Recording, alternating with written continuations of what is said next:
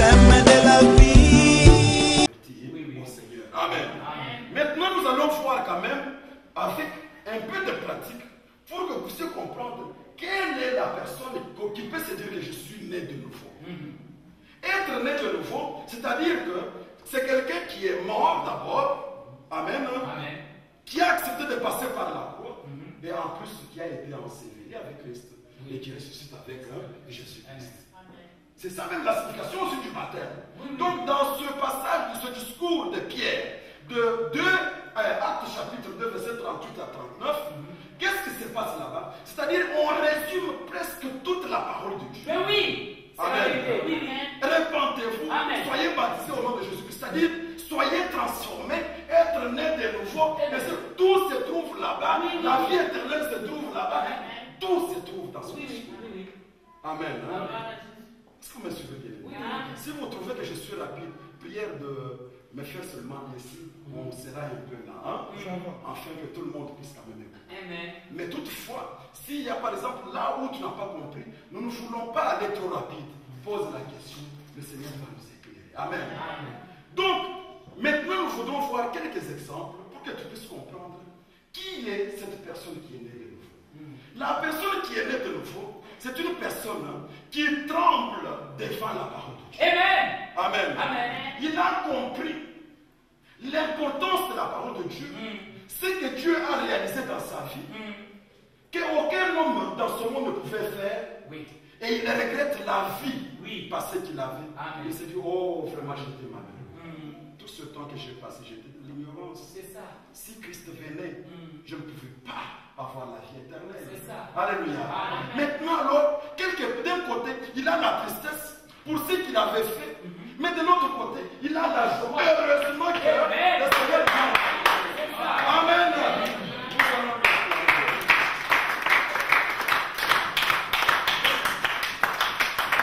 Une personne qui est née de nouveau, qui est morte et ressuscitée avec le Seigneur, c'est une personne non seulement qui a sacrifié, ou bien qui est brisée du cœur, parce que quiconque qui est brisé du cœur, automatiquement le corps sera aussi brisé.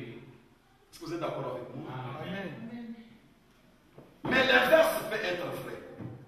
L'inverse, c'est-à-dire un hypocrite, il peut être brisé du corps, mais de l'intérieur, il n'est pas brisé. Amen. C'est-à-dire le cœur, il reste toujours le même. Le cœur est chrétien.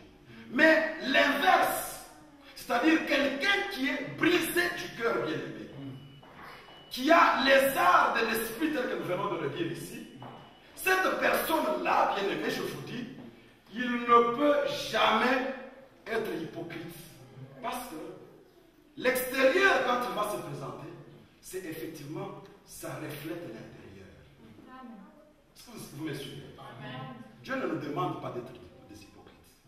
Pourquoi tu serais hypocrite? Parce que toi-même, tu as dit, moi, Dieu m'a touché, j'ai écouté la parole de Dieu et il est mort pour moi. Alléluia. C'est-à-dire, je ne suis plus encore de ce monde-là. Moi, j'appartiens maintenant à Jésus-Christ. Il est vivant. Lorsque maintenant, toi, tu as dit comme ça, tu as confessé ainsi, alors la même chose aussi, tu te diras, non, Seigneur, apprends-moi ta volonté. Et chaque fois qu'il te révèle ta volonté, tu te mets à faire cette volonté-là. Regardons un peu à travers les Écritures. Nous allons prendre, quand nous parlons par exemple du sacrifice du corps, c'est-à-dire le brisement de l'extérieur. Amen. Et y compris aussi quand nous sommes en train de parler de cette doctrine, c'est-à-dire c'est tout ce qui est capable de mettre de l'ordre, de mettre de l'amour, de mettre vraiment l'autorité de Dieu dans ce que Dieu s'est acquis pour pouvoir célébrer la gloire de notre Dieu. Amen. Alors lorsque nous allons maintenant au niveau de l'ordre, nous comprenons, je me rappelle l'intervention d'un homme de Dieu que je respecte beaucoup, qui a dit, et là j'avais vraiment du mal à cœur, qui disait que il y a des gens qui croient que les choses, par exemple, qui concernent l'habillement, comment s'habiller, c'est surtout ça, ça fait partie de la doctrine. Amen. Il dit que non, ça ce n'est même pas la doctrine. La doctrine, il y a des choses vraiment profondes. Mais ça c'est simplement dans le cadre simplement de mettre de l'ordre pour qu'un enfant de Dieu ait de l'ordre dans sa vie. Oui, oui. Alléluia. Mais quand tu dis l'ordre dans la vie, est-ce que cette personne-là avant, il connaissait l'ordre? Non, il avait la vie de désordre. Maintenant, pour que tu lui apportes la parole qui peut l'aider pour mettre de l'ordre dans sa vie, c'est-à-dire que tu l'as instruit. Or, nous avons dit tout à l'heure que tout ce qui instruit, c'est l'enseignement. Amen. Or, l'enseignement, c'est la doctrine. Comment alors on peut contredire ces choses?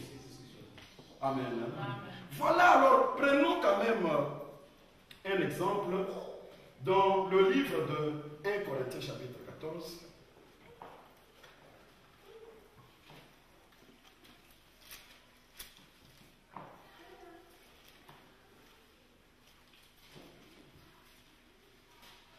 Nous sommes en train de parler d'une nouvelle créature.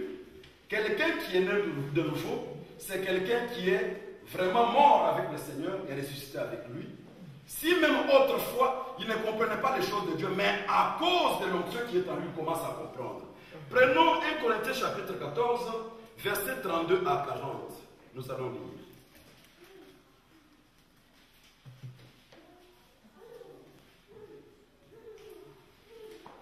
Les esprits des prophètes sont soumis aux prophètes.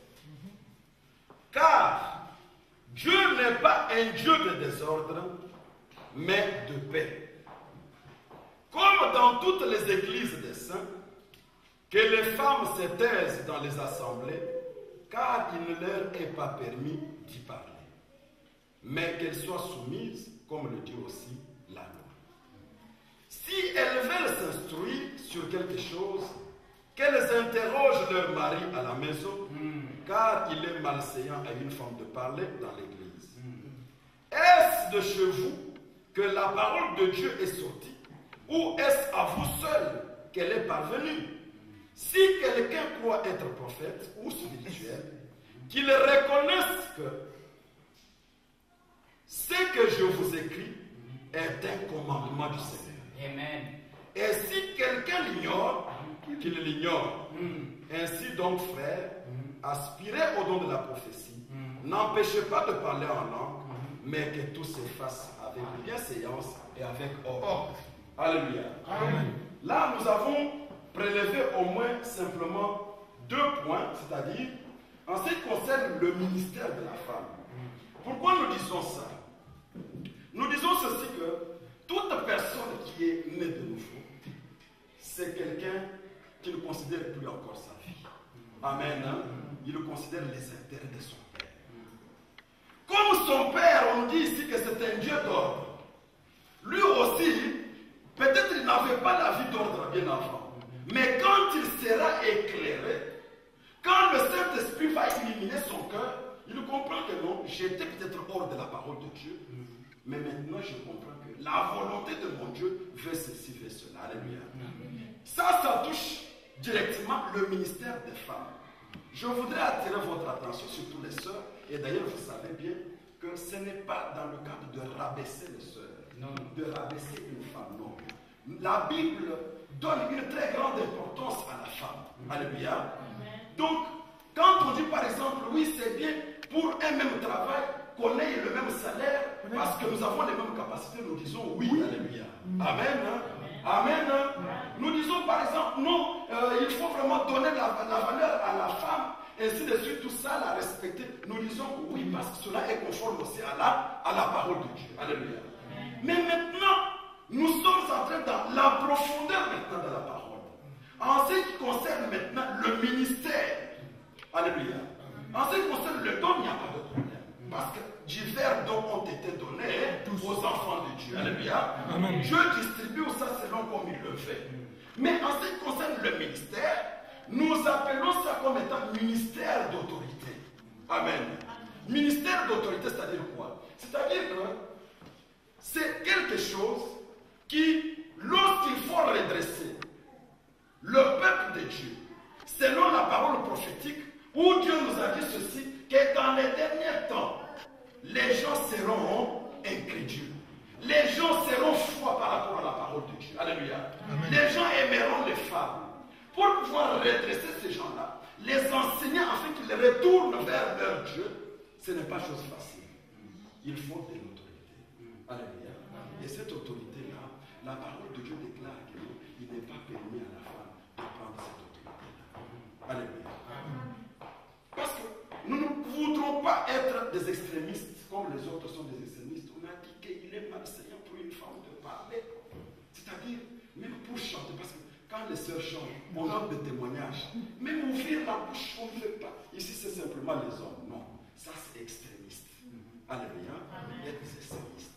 Mais nous entrons dans l'esprit de la parole de Dieu.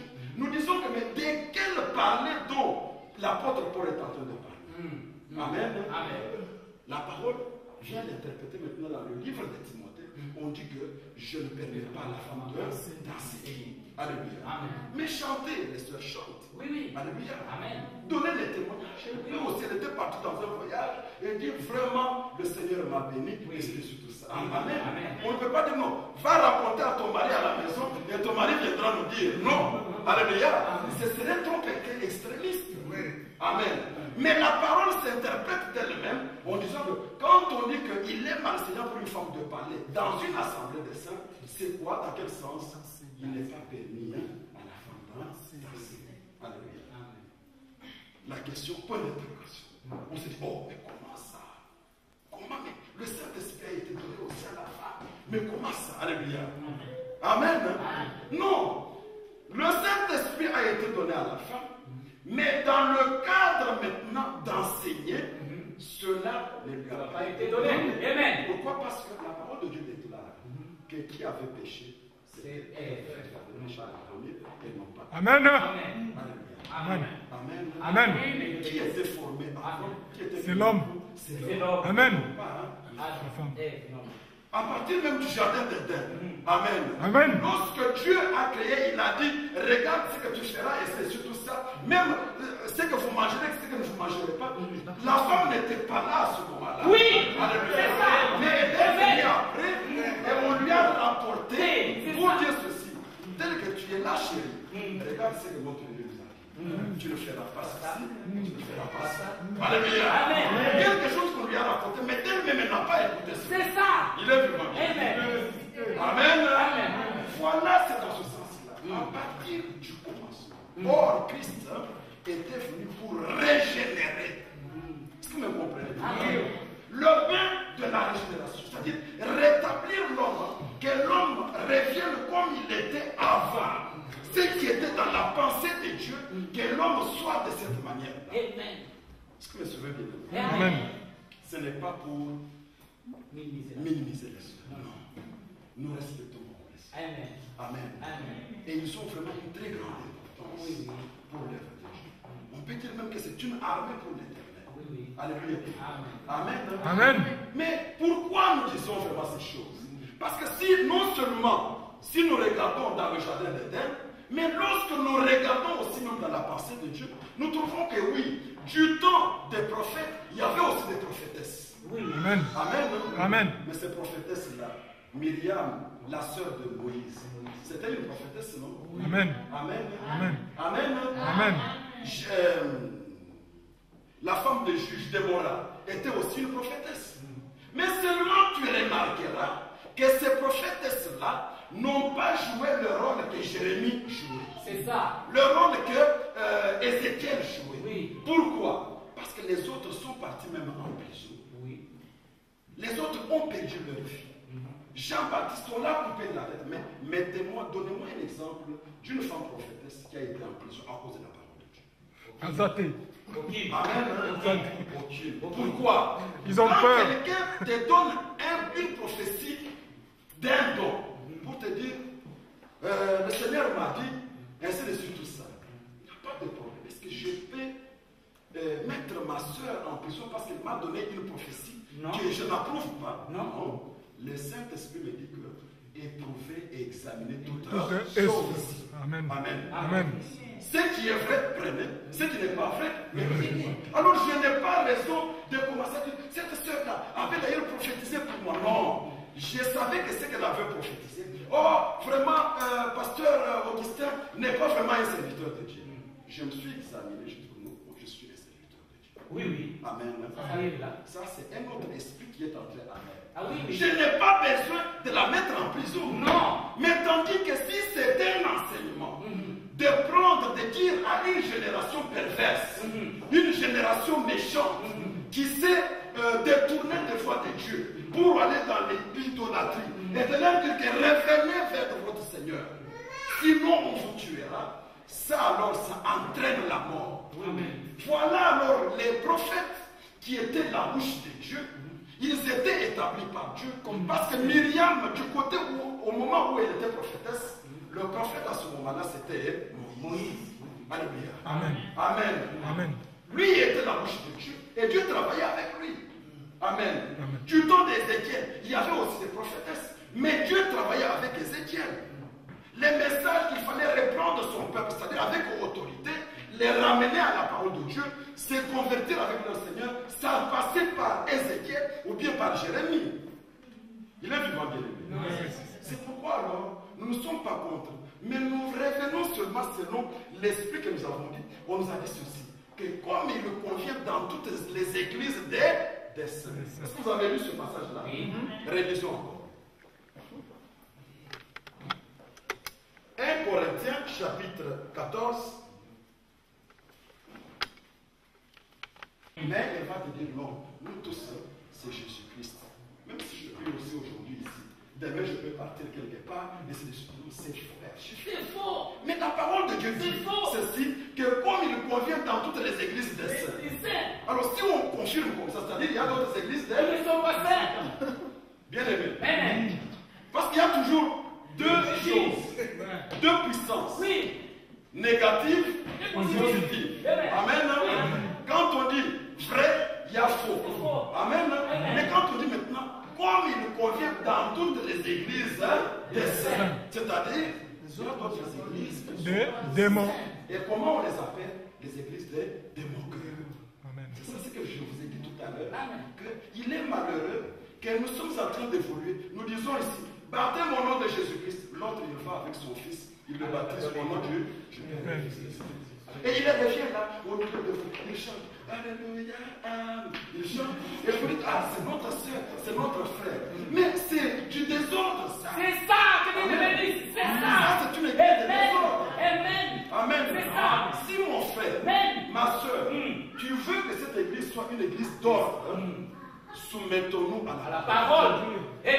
Amen. Et que cette parole ne soit pas pour quelqu'un d'autre. Tu vérifies aussi, parce qu'il n'y a pas la dictature, mais vérifie aussi. Demande aussi au Seigneur. Amen. Regardez-toi. Amen. Amen. Amen. Il est vivant. Il est ressuscité. L'autre verset qui a confirmé cela se trouve dans le livre de 1 Timothée chapitre 2, versets 11 à 15. S'il y a une question, on peut poser. 1 Timothée chapitre 2, versets 11 à 15. Francisco.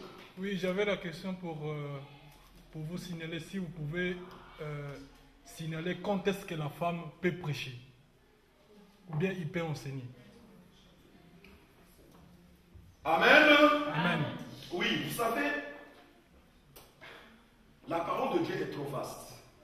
Et je vous ai toujours dit que moi je peux parler selon ce que le Seigneur me met à cœur.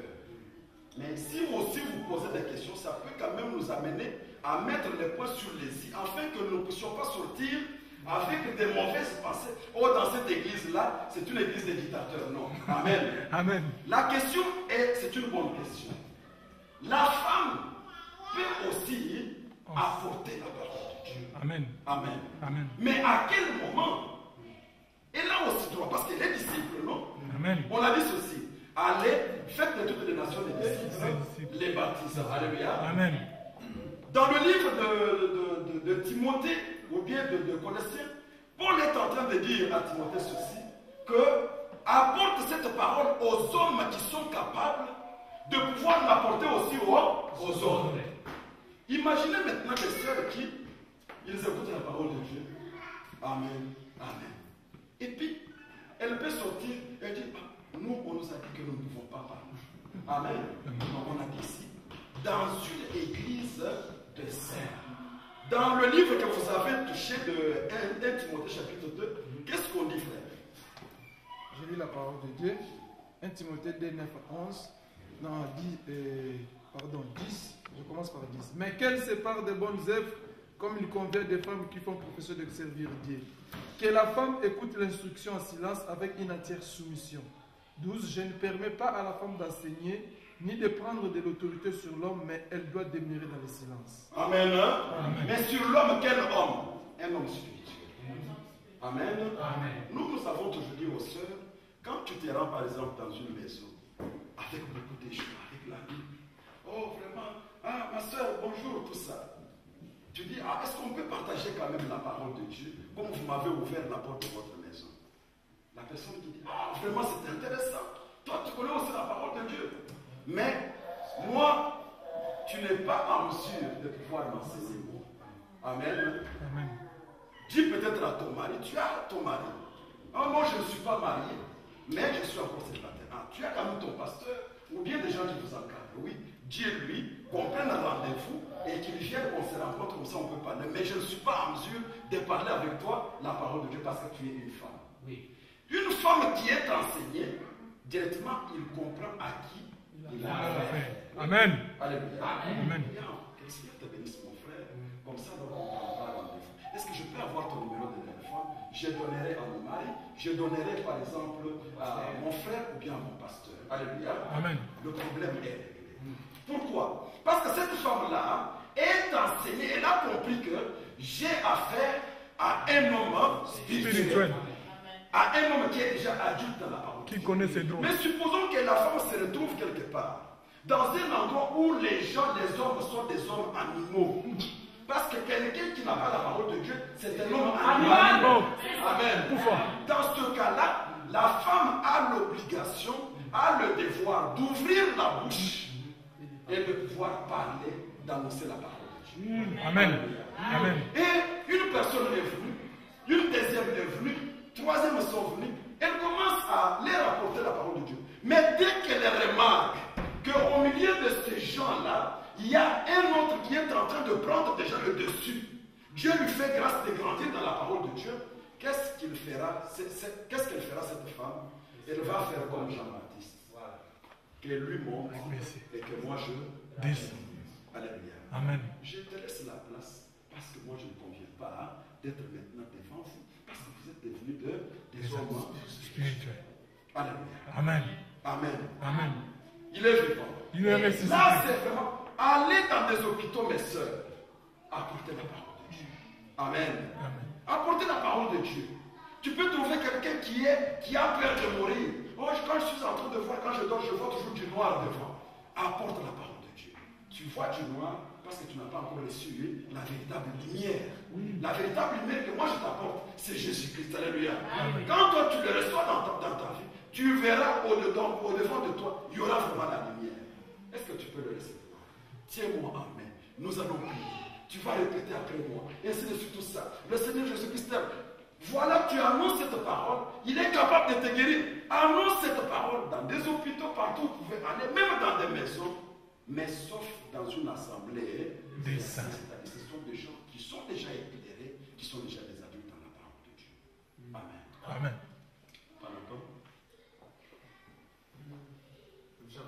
Je ne sais pas, frère, si j'ai répondu. Non, c'est clair. Voilà. J'avais une petite question. Lorsque nous parvenons à décortiquer le mot femme, est-ce que nous nous basons sur la femme physique ou bien sur la femme spirituelle? Parce que, à ce que je sache, la Bible aurait déjà défini le mot femme. Est-ce que, si nous nous basons sur l'aspect physique, l'homme qui est une femme a-t-il le pouvoir de parler à son mari? C'est tout comme question. Je crois que je n'ai plus d'autre. Que le Seigneur te bénisse, bien-aimé. C'est une très bonne question. L'homme qui devient une femme. Vous croyez aussi à ça? L'homme qui devient une femme. Que ce soit spirituel. Spirituellement. Amen.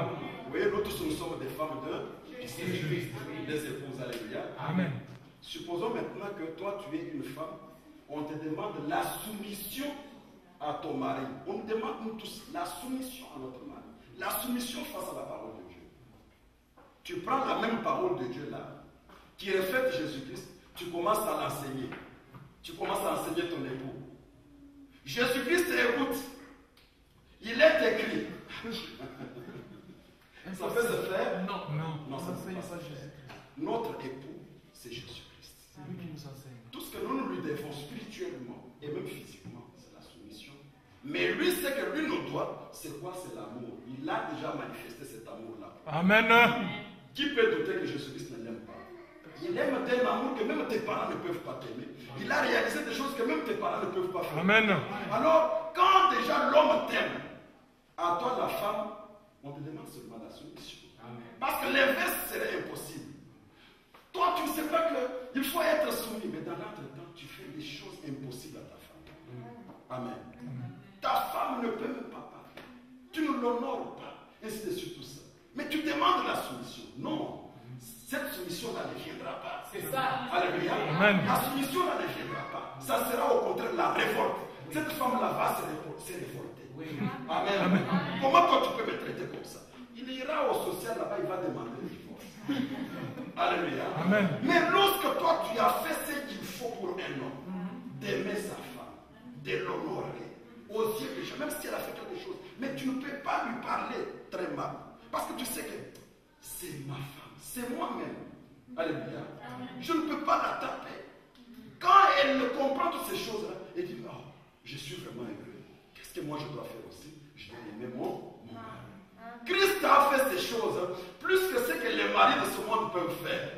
Tout ce qu'il nous demande, nous, maintenant, l'épouse spirituelle, c'est simplement de pouvoir l'aimer et de pouvoir se soumettre à lui. Amen. Amen. Donc je pense, là-dessus, Papa Natok, nous avons répondu à la question. Il est vivant. Donc sur la terre, c'est toujours très clair que effectivement nous sommes des hommes, mais Dieu nous considère comme étant l'épouse de Jésus-Christ. Et les femmes et les hommes, nous tous nous devenons l'épouse de Jésus-Christ. Alors étant épouse de Jésus-Christ, prendre la parole de Dieu et commencer à prendre de l'autorité sur notre maître, c'est pratiquement impossible. Ça ne se fera même pas.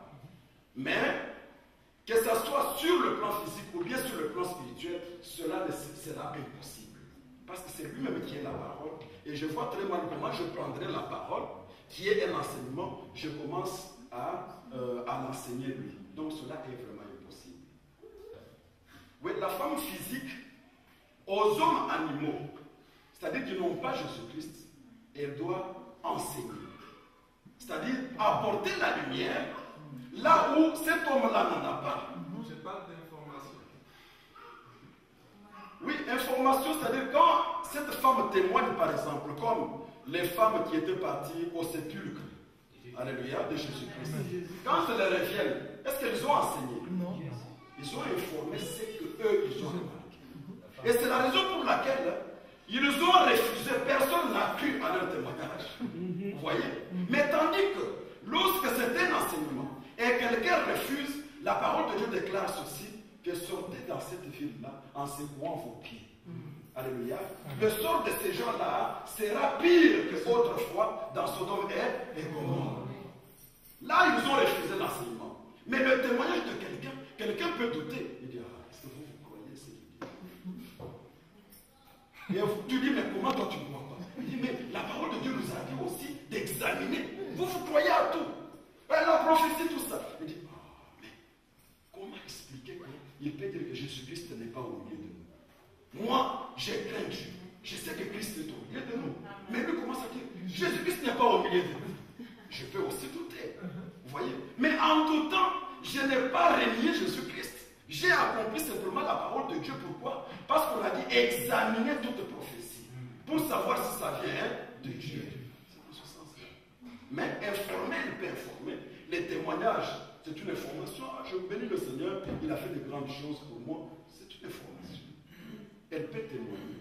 Mais enseigner, Elle peut aussi venir avec la Bible pour m'enseigner moi par exemple. Mais quand je lui dis que, ma soeur, je ne suis pas dans l'état de te supporter, toi m'enseigner, amène-moi ton pasteur ou bien ton mari. Si elle est bien enseignée, elle comprend déjà de quoi je dis. Elle va au contraire se réjouir de moi. Amen. C'est ça ce que Timothée a dit, que je ne permets pas à la femme d'enseigner ni de prendre de l'autorité, non pas sur les hommes, mais sur l'homme. Amen.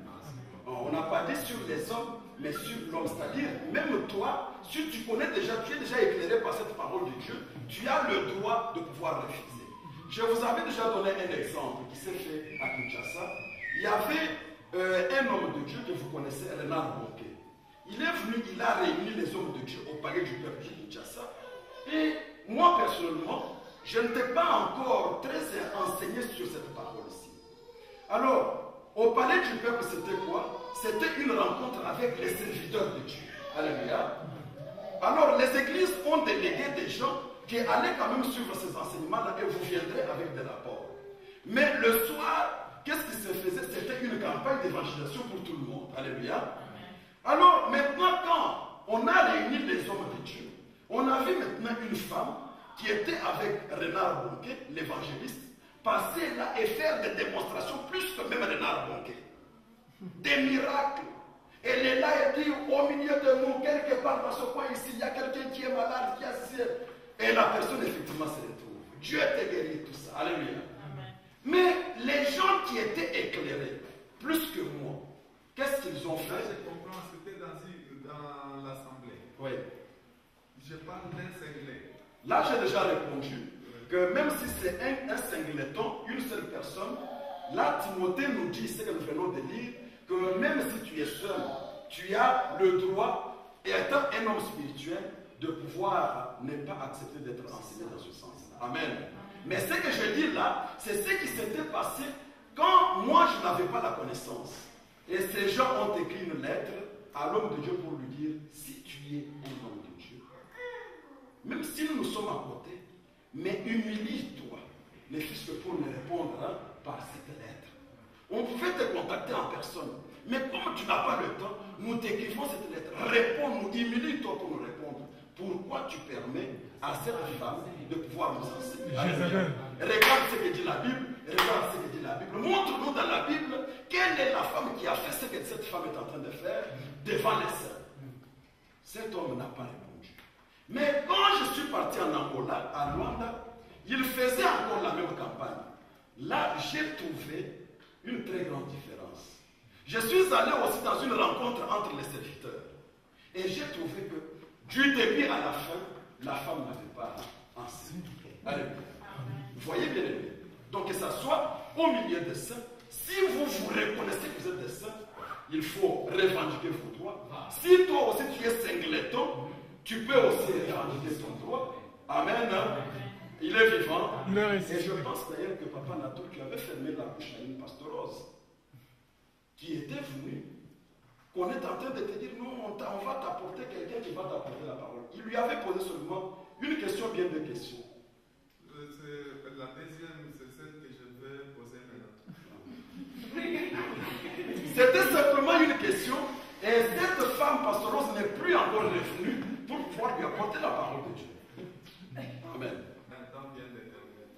Non, la parole de Dieu n'a pas dit qu'elle doit partir parler de la parole de Dieu à son mari, mais la parole de Dieu déclare que si elle a quelque chose qu'elle veut apprendre, au lieu qu'elle puisse, par exemple, parler dans l'église, qu'elle aille demander à son mari. Alors c'est supposé que son mari là est mûr dans la parole de Dieu plus qu'elle. Exactement. Amen. C'est pourquoi nous demandons toujours aux hommes que non, il ne faut pas dire, non, tu sais, vraiment, ma femme ici a commencé,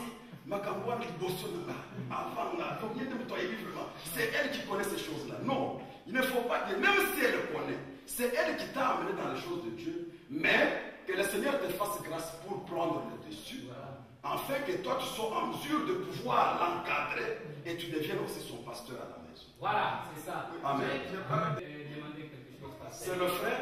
C'est frère Jean-Pierre. Frère Jean-Pierre, oui. Je pose une question parce que vous avez dit si une femme. Tu peux tourner aussi.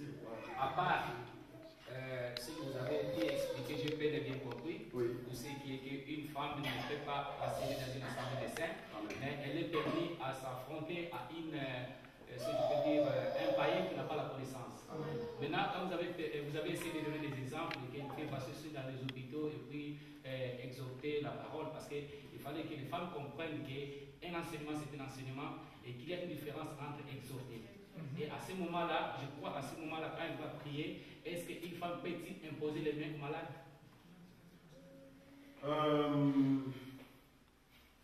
Voilà. Là, c'est une autre question. Oui, c'est une autre Amen. question. Amen. Est-ce que la femme peut-elle imposer les mains aux malades? Nous sommes en train de parler ici des points de la doctrine. Oui. Amen. Parmi les points de la doctrine dans le livre de Hébreux, on est en train de citer aussi l'imposition des mains. Alléluia. Alors, l'imposition des mains, c'est aussi tout un point. Et je pense, dans mes préoccupations, j'ai déjà prévu aussi un point sur lequel on touchera aussi même cette imposition de main. Mais c'est une très bonne question. Comment nous pouvons répondre? Vous imposerez les mains aux malades et les malades seront guéris. Amen. Dans l'esprit de la parole de Dieu, est-ce qu'il est interdit à une femme de pouvoir guérir? Non. Amen. Amen. Mais au contraire, ce qui est interdit, c'est pouvoir Enseigner. ceux qui sont déjà mieux dans la parole de Dieu. Amen. Amen. Et je bénis le Seigneur quand le frère est en train de parler d'exhorter ou bien d'enseigner, il y a effectivement une différence. Pour le partage. Vous savez, partager c'est la nourriture. Nulle part dans la parole de Dieu il est écrit partager la parole de Dieu. Mais nous parlons de partager parce que c'est la nourriture spirituelle. Amen. Amen. Nous échangeons cette parole-là. Alors, en ce qui concerne maintenant l'imposition de main, il faut faire la différence. Parce que imposer les mains, dans le cadre, par exemple, de recommander quelqu'un dans le ministère, par exemple un ancien, ou bien quelqu'un dans le ministère, là c'est autre chose et c'est différent de quelqu'un qui impose son fils malade, Amen. qui lui impose la main pour que ce fils-là soit guéri. Alléluia. Tu ne peux pas dire, ah, il fallait que tu m'attendes. Comment toi tu as prié sur l'enfant qui est malade? Amen. Comment toi tu as imposé l'enfant la main? Non. À l'hôpital là-bas, il fallait m'appeler ton mari et je sois là. Ou bien le pasteur. Non. Alléluia. Elle n'a pris aucune autorité. Là, c'est simplement parce que quand on impose la main, c'est-à-dire quoi? C'est-à-dire, c'est que moi je te transmets. Amen. Amen. Moi j'ai la vie, je te transmets la vie. Moi j'ai, par exemple, une bonne santé, je te transmets une bonne santé. Alléluia.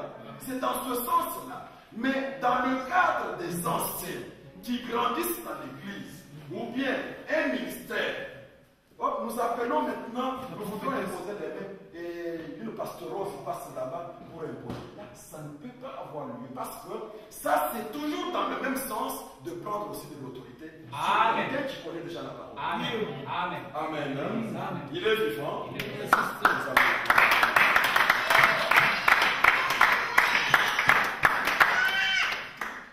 Est-ce que, comme on nous dit que c'est moi qui ai l'autorité, je peux aussi la permettre de pouvoir poser la question. Amen. Amen. Mais ce n'est pas qu'en posant la question, elle commence à prendre les versets. Lisons d'abord le verset et vous lisez.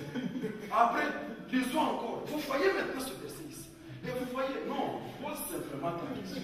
C'est ainsi que vous voyez aujourd'hui, à cause des témoignages, quelqu'un était sorcier ou bien sorcière, à cause simplement du témoignage, il commence à enseigner. Il est devenu enseignante ou bien pasteur. Ces choses-là, c'était un désordre. Il était un musicien du monde. Si Dieu lui a fait grâce, mais limite-toi à ton témoignage. Nous allons lire tel verset. C'est pourquoi la parole de Dieu déclare, j'étais dans le fétichisme. Et il commence maintenant. Là, c'est déjà l'enseignement. Amen. Mais si elle peut se limiter seulement à la question, gloire à Dieu, nous allons écouter cette question. Il y a la sœur Véronique et après notre bien-aimée Sarah qui a aussi une question. Non, je voulais demander si, comme la Bible nous montre que le Seigneur nous a donné les arts du Saint-Esprit, comme le don du Saint-Esprit, est-ce que la femme peut aussi prier pour son mari qui est malade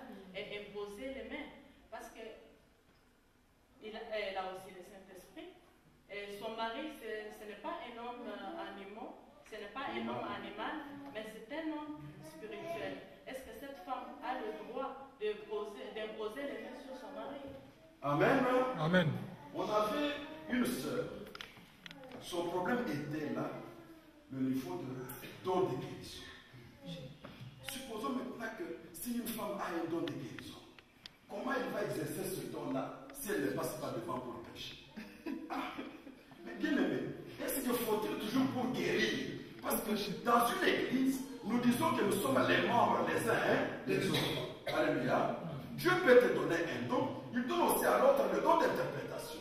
Mais est-ce qu'il faut-il toujours que ceux qui ont le don d'interprétation et tous ils passent toujours devant, quand ils vont prêcher à ce moment-là, ils vont interpréter?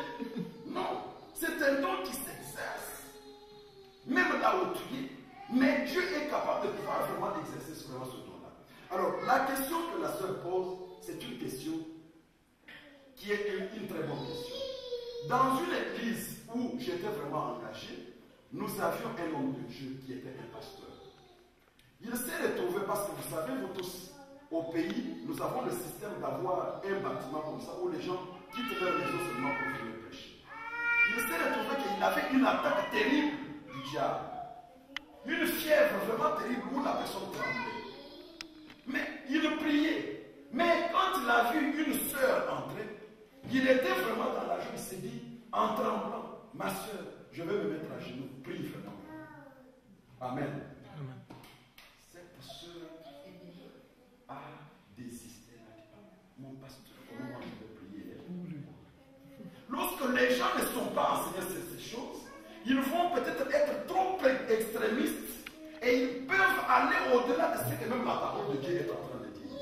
Priez, je vous donne mon esprit, et après alors, priez, aucune force ne peut vous nuire. Alléluia. Amen. Donc, priez même pour les démons. Et là, le droit de prier aussi pour les démons chasser les démons. Vrai ou faux? Vrai. Mais pourquoi alors, quand il faut prier et imposer, la main ne peut pas imposer? Et en plus de ça, est-ce que, parce qu'on a dit que imposer les mains aux malades, faut-il toujours que devant toute maladie, il faut toujours imposer la main? Amen. Nous croyons à la force de la parole. Parce que cette parole que toi tu as, c'est une parole de Jésus-Christ. Ce n'est pas ta parole. Amen. Ce n'est pas une cérémonie imposer la main. C'est simplement l'accomplissement de la parole de Dieu. Mais lorsque quelqu'un a la vie de la sanctification en lui, il a revêtu Jésus-Christ et qu'il dit un mot, la chose va arriver. Alléluia. Cette femme peut aussi se mettre même devant l'homme de Dieu et elle prie même sans se poser les mains. Et le Seigneur peut aussi agir. Pas plus extrémiste pour dire, oh, frère, ma soeur, je suis très malade, appelle-moi Francisco. Francisco, il va quitter si c'est Adolphe là-bas. Il est déjà fatigué. Pour pouvoir prier sur le pasteur. Non. Nous croyons à la force de la parole de Dieu.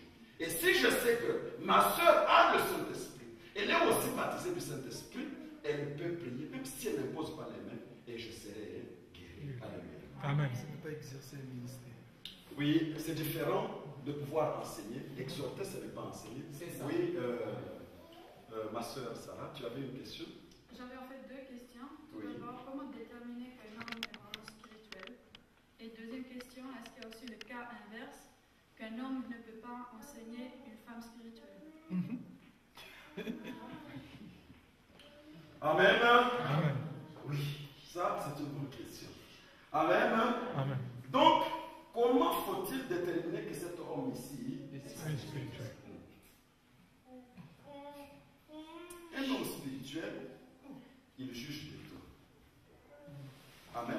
Amen. Il a la parole en lui. Il a la révélation en lui. Amen. Amen. Parce que autrefois nous étions des enfants, mais quand quelqu'un devient adulte, assez édifié, il a la révélation. Mais tu deviens comme un perroquet, tu ne la vis pas, tu n'as pas la révélation. Donc cet homme-là n'est pas vraiment spirituel. Oui, oui. Amen. Amen. Amen.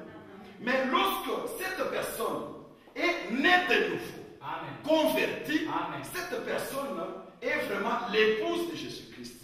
cette personne a vraiment l'autorité que Jésus-Christ nous a laissée et cette personne devient un homme spirituel. Amen. Amen. Et il parlera à quelle femme qui peut comprendre. Ce n'est pas une femme aussi charnelle, mais une femme aussi spirituelle. Une femme spirituelle, comme elle juge de tout, quand elle est en face d'un homme spirituel, elle va aussi, l'esprit en lui, Va se communiquer. qu'on est communiqué, il comprend effectivement que non, j'ai affaire à elle. Oh, Yada Mukolo. Amen. Amen. La deuxième question, c'est-à-dire, est-ce que, comment était la question? S'il y a aussi le cas inverse, vous avez dit une femme ne peut pas enseigner un homme spirituel. Est-ce qu'il y a aussi l'inverse? Une femme spirituelle. Non, un homme ne peut pas enseigner une femme spirituelle. Que le Seigneur te bénisse, ma soeur. Supposons par exemple dans un cas où un homme, il s'est dit serviteur de Dieu. Amen. Amen. Or, nous tous nous savons que être serviteur de Dieu, Dieu n'a pas deux esprits, mais il a seulement un seul Esprit. Le même esprit là qui avait commencé avec Moïse et les autres, c'est le même esprit qui est aujourd'hui, qui agit en nous. Avec. Amen. Et ce qu'est l'esprit, c'est l'esprit de Jésus-Christ. Parce que même quand les Moïse faisaient là, la parole dans le livre de Pierre nous dit qu'il travaillait avec l'esprit de Jésus-Christ qui travaillait en eux. Amen. Amen. Amen. Comme c'est un même esprit, alors un même esprit ne peut pas se contredire. Oui. Supposons par exemple que tu trouves maintenant un serviteur de Dieu, entre les guillemets, qui te dit à toi une sœur, ma sœur, tu sais que moi je suis serviteur de Dieu. Tout ce qu'on vous a dit là, moi aussi j'ai l'esprit de Dieu. L'esprit de Dieu me dit, lisons dans le livre Galates, il te donne le livre. Le jeune prophète. Lisons un peu Galates. Galates 3.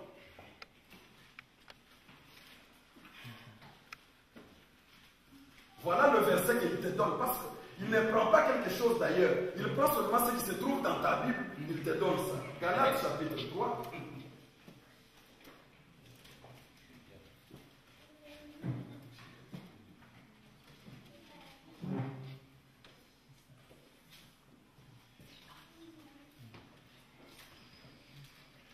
Nous commençons par le verset 26 à verset 29. Écoutez la réponse de cet homme de Dieu, entre les guillemets. Il te dit ceci. Car vous êtes tous fils de Dieu par la foi en Jésus-Christ. Et il te demande maintenant la sœur. Ma sœur, est-ce que toi tu as cru en Jésus-Christ? Tu as la foi en Jésus-Christ? Tu dis oui, j'ai la foi en Jésus-Christ. Ah, écoute maintenant ce qu'on dit. Vous êtes tous fils de Dieu par la foi en Jésus-Christ.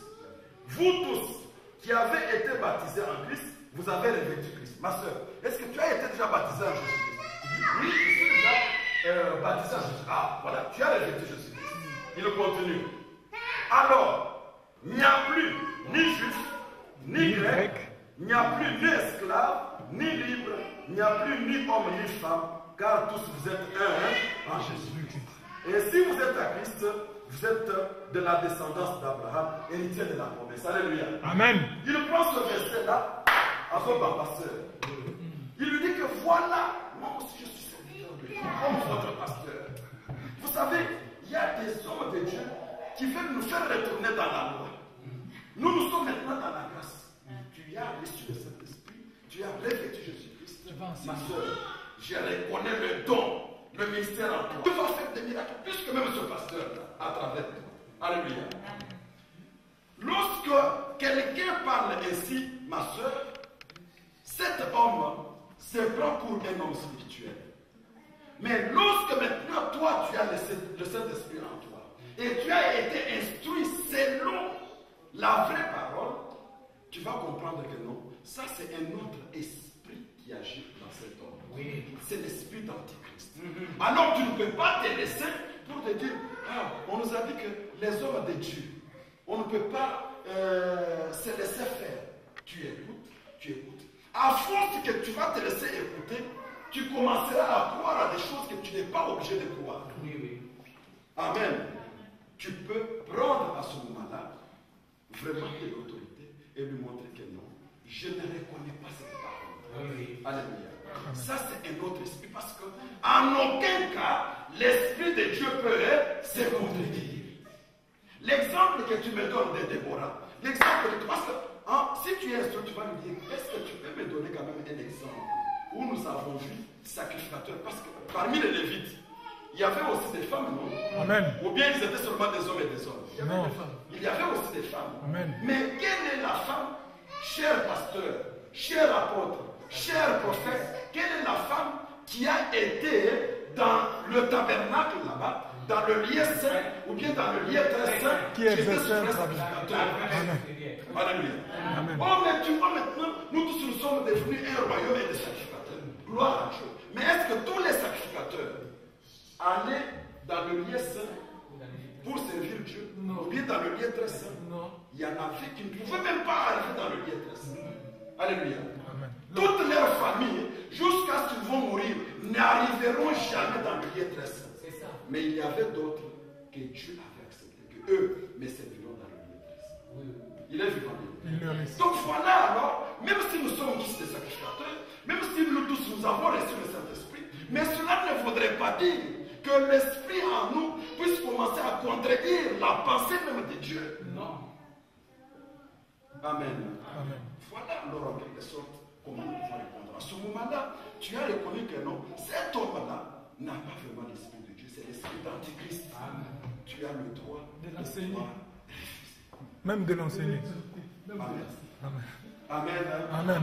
Donc voilà, je pense, le deuxième cas qu'on devrait voir, malheureusement, nous n'avons pas le temps, parce que dans 9 minutes, nous devons vraiment terminer notre culte. Je sais que si je vous demande de me permettre que je puisse continuer, vous allez dire oui, nous pouvons continuer, mais le Saint-Esprit me dit que nous puissions nous arrêter. Alléluia. Amen. Parce que le deuxième cas que nous voudrions voir, c'est de voir toutes les personnes qui se disent qu'ils sont de nouvelles créatures. Ils sont convertis. Est-ce qu'ils croient à cette parole que nous venons de voir? C'est ça la chose. Amen. Amen. Ils ne croient pas à cette parole. Amen. Amen. Mais est-ce que l'Esprit de Dieu peut-il être divisé? Non. Amen. Amen. Quand on dit qu'il n'y a pas de Grecs, il n'y a pas de Juifs, est-ce qu'aujourd'hui, dans les promesses de Dieu, n'y a-t-il pas de promesses qui sont réservées simplement à Israël? Il y en a. Amen. Amen. Et les autres qui sont réservées simplement à l'épouse que nous sommes? Amen. Il y en a. Amen.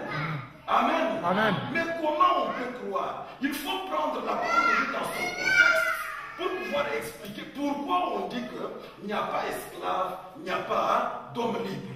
Amen. Amen. Parce que lui-même, Paul, est en train d'exhorter, je pense, Philémon et son serviteur, qui était, on peut voir, dans le livre de Philémon. Non, ce n'est pas Théophile. Ça, ce sont des livres que les gens ne lisent pas. Jude, Philémon, ce sont des livres que les gens ne lisent pas. Les gens aiment seulement l'évangile selon Jean. Et ils ont commencé même à baptiser, dire non, l'évangile des gens. Non, il n'y a pas l'évangile des gens, mais l'évangile selon Jean, l'évangile de Jésus-Christ selon Jean. Amen. Amen. Donc c'était Philémon et Onésime. Amen.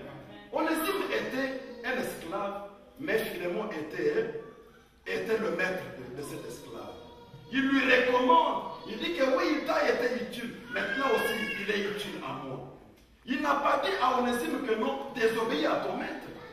Alléluia. Donc en quelque sorte, nous voudrons mettre chaque chose à sa place parce que notre Dieu, c'est un Dieu d'ordre. Donc, les gens qui ne sont pas inspirés, qui ne sont pas convertis dans la parole de Dieu, ils ne croient pas à cette parole de Dieu.